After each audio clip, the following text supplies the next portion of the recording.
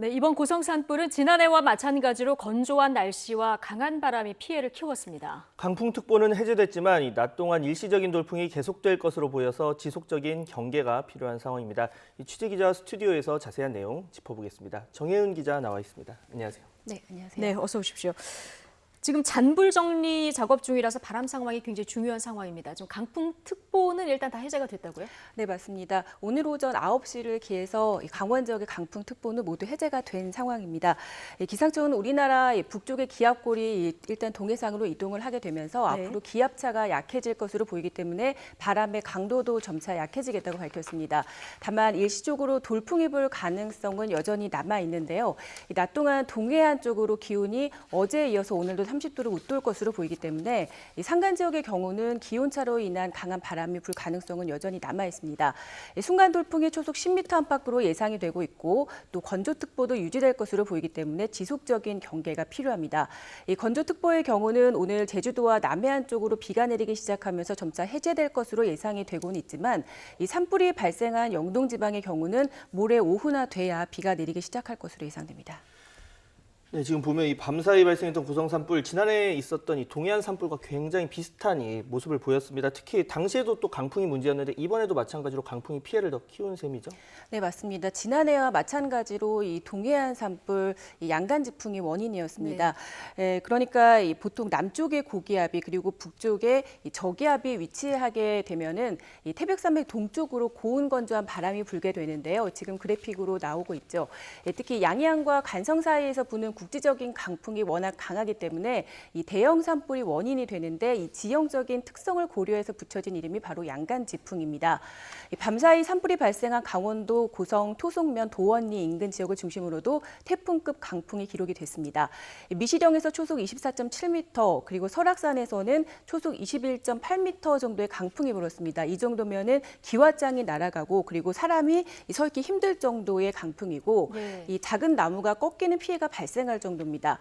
이렇게 바람이 강할 경우에 산불이 발생하게 되면 산불 확산 속도는 평소보다도 5배 이상이 되고요. 그리고 작은 불티가 단번에 2km 이상 멀리 날아가게 됩니다. 역대 대형 산불이 모두 동해안 지역에서 발생을 했는데요. 1996년 고성 산불, 그리고 2000년 동해안 산불, 또 천년 고찰 낙산사가 소실됐던 2005년 양양 산불, 그리고 지난해 기억을 하실 텐데요. 고성과 속초에서 발생했던 대형 산불 모두 이 양간지풍이 피해를 키운 원인이 됐었습니다. 다만 이번 산불은 지난해만큼 악화하지 않고 현재 주불이 거의 잡힌 상태인데요. 산림청에서는 강풍이 지난해만큼 강하지 않았던 데다가 산불 발생 장소가 야산 인근으로 헬기가 뜨기 전에 이 특수진화대원들이 효율적으로 좀 움직이게 되면서 진화를 할 수 있었다고 밝혔습니다. 참고로 지난해 4월 4일 미시령에서 기록됐던 강풍은 초속 35.6m로 이번보다는 훨씬 강했었습니다. 그랬군요. 그런데 지금 강원 지역 포함해서 올해는 이미 4월에 산불이 좀 많이 났고 5월에는 또 기온도 예년보다 많이 오른다고 해요. 좀 주의가 필요하겠죠? 네, 맞습니다. 1년 중에 4월과 5월이 가장 건조하고 또 바람도 가장 강한 시기입니다. 그래서 산불 위험도가 평소보다 가장 커지는데요.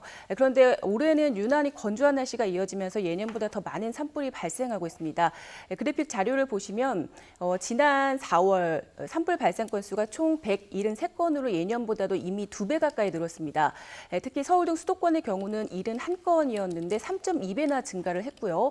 그리고 이번에는 영동 지방이었지만 지난달에는 안동 등 경북 지방에서 양간지풍으로 인한 산불이 발생을 했었습니다. 당시 피해 면적이 예년의 15배에 달했습니다. 이 같은 흐름이 5월에도 계속될 것으로 전망이 되고 있어서 주의를 하고 있었는데 강수량이 예년보다 적고 또 기온이 크게 오르는 고온 현상이 나타나면서 대기가 무척 건조해질 것으로 보이기 때문입니다. 산림청이 발표했던 산불 전망에서도 위험도가 무척 높은 것으로 나타나고 있습니다.